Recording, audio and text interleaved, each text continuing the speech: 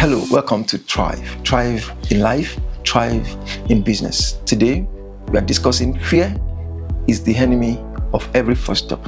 Fear is the enemy of every first step. 2 Timothy chapter 1 verse 7. 2 Timothy chapter 1 verse 7. For the Spirit God gave us does not make us timid, but gives us power, love, and self-discipline. God has not given you the spirit of fear. That sentence is a statement about the origin of the fear that is holding you back from the business God has called you to build. If the spirit of fear did not come from God, then it did not come from wisdom either. It came from somewhere else, and you do not have to obey it. The fear of starting is not caution. It is not humility. It is not wisdom. It is a spiritual force specifically designed to prevent you from taking the step God has already authorized. The antidote is not the absence of fear. It is the presence of power, love, and sound mind, all of which God has already given you. Use what you have been given. 3 lessons we're going to take today. Number 1 lesson today is the phases of entrepreneurial fear. Naming what is actually holding you back. Fear of starting rarely announces itself as fear. It wears disguises. The most common is more preparation. I am not ready yet. I need to learn one more thing. Oh, I need to do one more thing.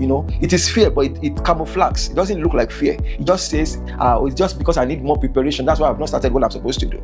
Fear can disguise as more preparation. Another is practicality. The economy is uncertain. I have too many other responsibilities. These practicalities are the things that are stopping some people. It seems like something that is just regular, it's just practical, but the truth is, it is a disguise of fear. The third is humility. Who am I to do this? There are better qualified people for it. Fear hiding as humility. And then the fourth is wisdom. I want to count the cost before I begin. Each can be genuine, but each can also be fear in a respectable disguise. Number 2 lesson for today, what God has actually given you. God has given you power, love, and sound mind. Paul names 3 specific things God has given as the alternative to fear. Power is the capacity to act, to move forward in this face of resistance. The entrepreneur, rather, accessing the Spirit's power does not need to feel courageous before they act, and the courage will catch up with them later on. Love moves the entrepreneur beyond self-protection into genuine service of the people they are building for. Because you love the people, there's a need they have, you go out and do it. And then on the other hand is sound mind. Sound mind is disciplined, clear thinking. The antidote to the panic that fear produces is the disciplined clarity God has already given you. God has given you power, He has given you love, He has given you a sound mind. What is holding you back from going to get what God has in mind for you? So do not allow fear in your life, because God has already given you all you need to go take the kingdom, to go do that thing that He has in mind for you. And number 3, the practice of courageous action. Courage is not the absence of fear. It is action taken in the presence of fear, in the face of fear. The entrepreneur who waits until they no longer feel afraid will wait indefinitely, because you will always sense some fear while you go do what you want to do.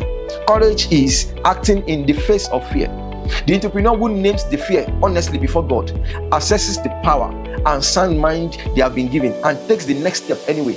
That person is exercising the courage God designed them for. There is a specific kind of faith that only becomes available through action. You cannot experience it in advance. The reassurance you are looking for before you start is actually on the other side of the start. So take the step. If you want the assurance that things will go, it won't come now until you start. Just go and start. 3 things you need to do this week or today that will really help you to build. Number 1, name the specific fear that is most holding you back right now. Is it the fear of failure? Fear of what people will think? Fear of financial loss? Fear of the idea is not good enough? You have to name what your fear is, because you cannot address what you have not been able to name. Number 2, identify the disguise your fear is currently wearing. Is it called more preparation, practicality, humility, wisdom? Name your disguise. Then ask, if I removed it, what is underneath this fear? What is underneath this thing that is camouflaging? Where did that fear come from? Because that fear did not come from God. And number 3, take one specific courageous step this week. Define the step you are going to take it, notice what happens on the other side of your step that you take, then take the next one again. The accumulation of courageous steps is what builds the life and the business that fear was designed to prevent. I hope this has blessed you. I will see you again tomorrow for another edition of Thrive.